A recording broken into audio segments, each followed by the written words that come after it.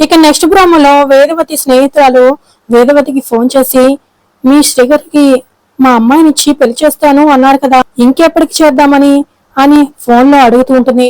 అంతలో అదే రూట్ లో కూరగాయలు తీసుకొని సుజాత వస్తూ ఆవిడ ఫోన్ లో మాట్లాడిన మాట విని ఒక్కసారిగా షాక్ అవుతూ ఉంటుంది. ఇక వేదవతి ఆ రోజంటే సరే అన్నట్టు మాట్లాడాడు అని ఫోన్ లో చెప్తూ ఉండగా ఇక వాళ్ళ స్నేహితురాలు అవునా అయితే శేఖర్ కూడా ఒప్పుకున్నట్టే అని అంటూ ఇక వేదవతితో మాట్లాడేసి ఫోన్ పెట్టేసి కార్ ఎక్కి వెళ్ళిపోతూ ఉంటారు.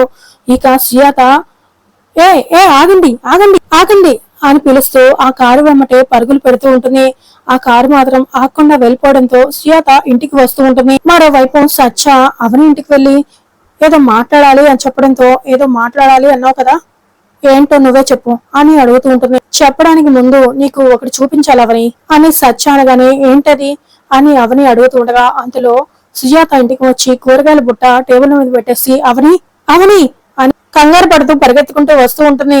ఇక సుజాతని అలా చూసిన అవని షాక్ అయిపోతూ అక్క అని అంటూ ఉండగానే సత్య కూడా సుజాత గారు బాగున్నారా అని పలకరిస్తూ ఉంటాడు. కానీ సత్యకి సమాధానం చెప్పకుండా సుజాత నీతో ఒక ముఖ్యమైన విషయం మాట్లాడాలి రా అని అవని చేయి పట్టుకొని సుజాత లాక్కొని వెళ్తూ ఉంటుంది.